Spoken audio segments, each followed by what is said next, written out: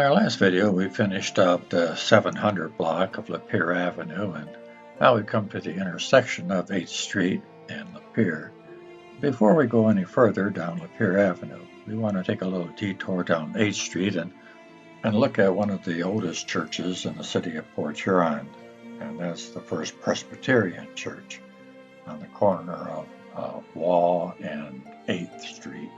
This church has a very unique story of its beginning. About 10 years after this photograph was taken, 22 people in the little town of Port Huron gathered together to form the United Presbyterian Congregation of Port Huron. This was on August 19, 1868. Various halls were used the first several years for gathering and worship, and in 1871, a church building was dedicated at the corner of Broad, or now McMorran, and Michigan Streets. You can't see the church in this photograph, but in this photograph here, taken in the early 1900s, if you look closely as we zoom in, you'll see the tower of this church projecting above the skyline of downtown Port Huron. By 1887, it was decided to switch allegiances from the United Presbyterian Church and join the Presbyterian Church of the USA. This was, however, not a unanimous decision, and feelings were strong on both sides. The church building, located on McMorran, was the property of the United Presbyterian Church. You can see in this Sanborn map from 1898 the exact location. The members that were loyal to the old Presbyterian Church retained the building because they owned it, and those who favored the change were in need of a meeting place. While waiting for the new church to be built, services took place at the Maccabees building, which later on would become the Algonquin Hotel. And the church that was on the corner of Michigan and McMorran became defunct. The church building would later go on to become a car dealership, a Hudson dealership, actually owned by Al Mudge, which was H&H Auto Sales. I don't have a photo of the church when it was a church, but I do when it was the auto dealership, thanks to Scott Barton in these photos that he shared. The H&H Auto Sales car dealership was there in the 1930s and 40s and even into the 50s. Here's a photo from a little different angle, and as you go up to the top of the church, this tower looks a little out of kilter, actually. I'm not sure what's going on there. The H&H car dealership was there in the 1930s and perhaps even before that, also in the 1940s and even into the 1950s. In this photograph here, it looks like it might be the grand opening because of all the flowers that are displayed. But in the early 1920s, Triangle Motor Sales was there. It was also a Hudson dealership, but it also sold the Essex car. And here you see an advertisement.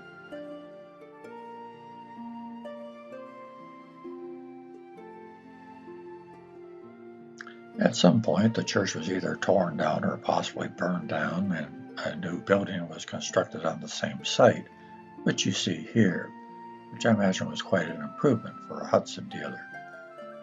And that building is still there today.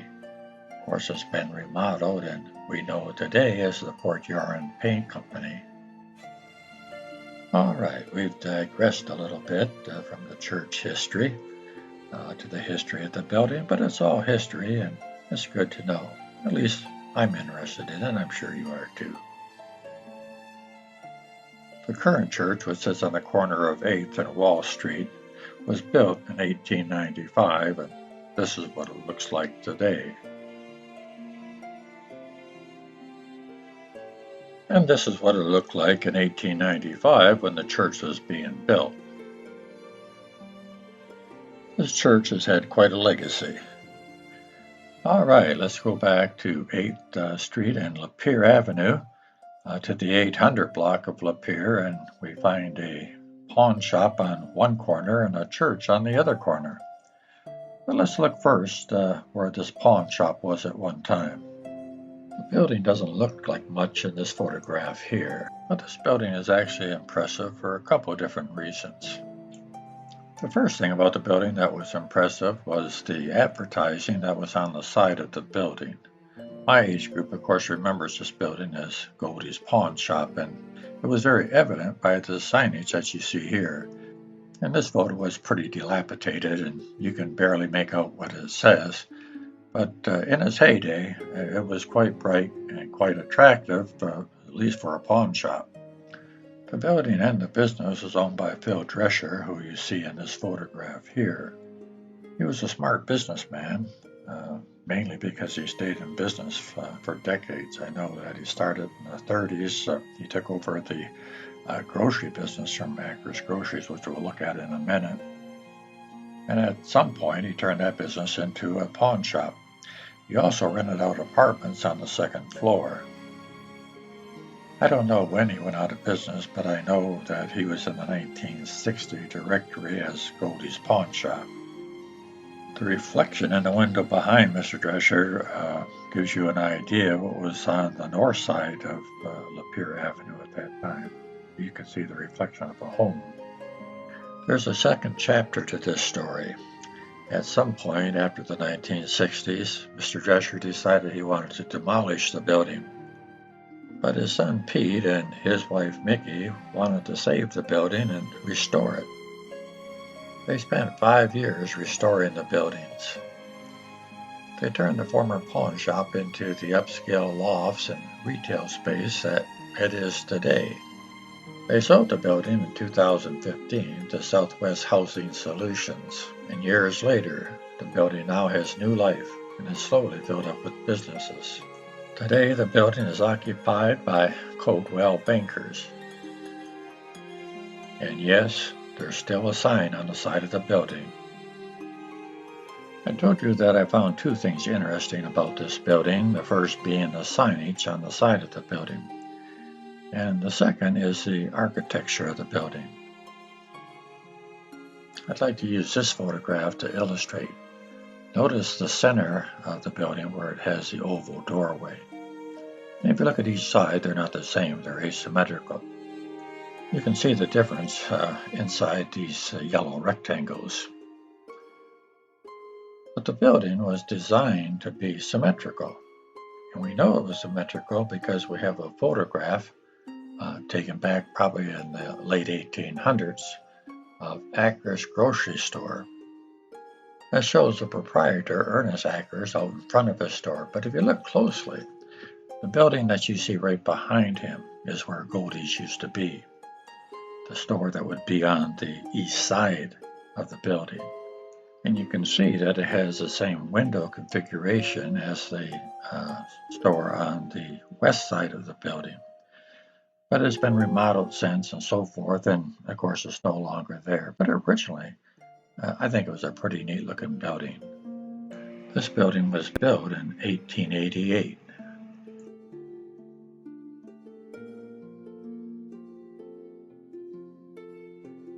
All these buildings were once owned by the Drescher family and was included in the sale.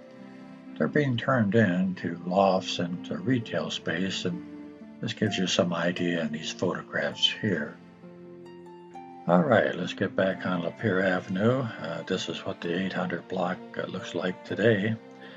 100 years ago or so, it looked like this. This photograph isn't really clear, but it is really old. On the north side of Lapeer Avenue, you can see that there's a bottling plant there called the Bottling Works. And then on the left-hand side, you can see a steeple that belongs to the First Methodist Church. Neither one of those buildings are there today, but the First Methodist Church is still there. Today, the First Methodist Church takes up over half the block. It's quite a complex you see here, but it didn't always look like this. At one time, the First Methodist Church that stood on this corner looked like this.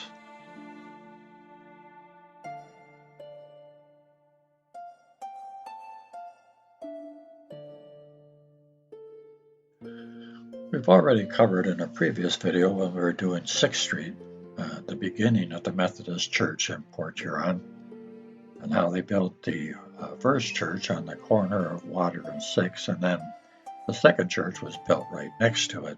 But on August 12, 1874, the cornerstone for a new church on Lapeer Avenue was laid. and by early June of 1875 the basement was completed. To celebrate this, the church held a social and informal gathering on Friday evening, June 11th. In an article from the Port Huron Times, this is what it says about that event. Yesterday was a memorable day in the history of the Methodist Society of this city. After 19 years of occupancy of the building on the corner of 6th and Water Street, the Society moved out of the old house into the new and dedicated to Christian worship the basement of their handsome new church on Lapeer Avenue, which they will occupy until the main audience room is finished. It is enough to say that no church building in the state is of more comely exterior model and perfect proportions, and that part of the interior thus far finished is in keeping with the handsome exterior. A large crowd gathered to watch the laying of the cornerstone. The address was given by Dr. George D. Jocelyn of Albion College. In the cornerstone were put the following articles: a Holy Bible, a Discipline of the Methodist Episcopal Church, the Methodist Almanac for 1874, a historical sketch of the Society, a list of church officers and members, several Methodist periodicals, several coins, the 3 local papers, the Daily Times, the Commercial, and the Saturday Morning Journal, a list of officers and members of Common Council, various civic boards and commissions, the city charter, a catalog of Albion College, a report of the Sunday School, and a list of subscribers to the church fund and the amount subscribed. These next 2 pictures are of the interior of the church. The first is actually a postcard, a Pesha postcard, and the second is a photograph taken by Goshnick Studios. This church stood for almost 100 years. The effects of time took their toll on the structure built in 1874, however. In 1959, a building committee began to explore options which included remodeling the present structure, building a new one on the same site, or building on a new site farther from the downtown area. After meeting several times, the congregation voted to proceed with a new structure on the same site. This structure would hold a new sanctuary, a parlor, a narthex, a nursery, and a few classrooms. The congregation launched financial campaigns to raise the needed funds. In 1964, the wooden steeple was torn down to the brick belfry. Weakened by the elements, the steeple had begun to creak and sway at its base, leading the city of Port Huron to recommend its demolition. Plans were made to take it down bit by bit, as any other method seemed impossible because of the height of the structure, which was about 180 feet from the ground to the top of the 80-foot steeple. You can see in this article from the Times Herald that the picture shows that the steeple has already been taken down. The last Sunday service in the 1874 sanctuary was held on May 2nd, 1965. I would imagine there were mixed feelings on that service, sadness from having to leave the old church, and excitement about building a brand new church. This is a great picture taken by Roy Porter, and it shows that the church set back just a little ways from the corner, just enough space to be able to have a house there. And the reason we know that is because in this photograph here, it shows that house, which was a parsonage for the First Methodist Church. Here are 2 more Roy Porter photographs that shows the demolition of the church.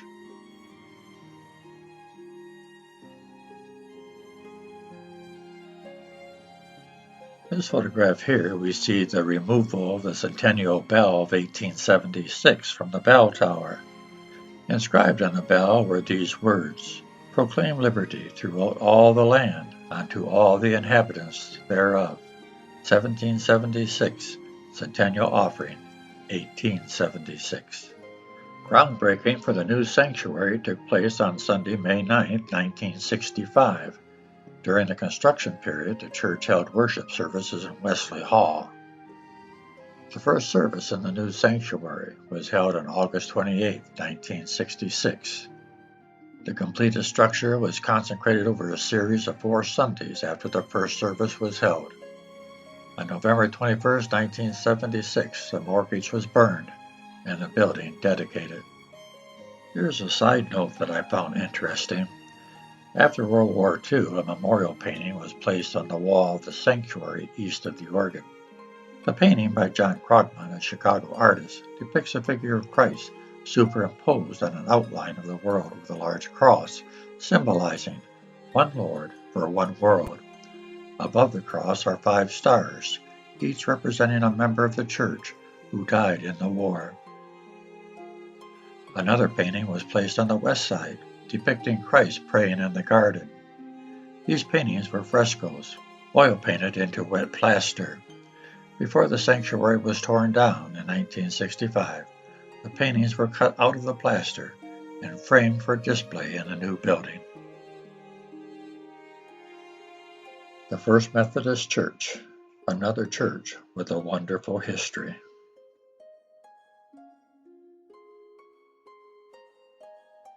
Join me in my next video and we'll continue down Lapeer Avenue and see what was there in years gone by.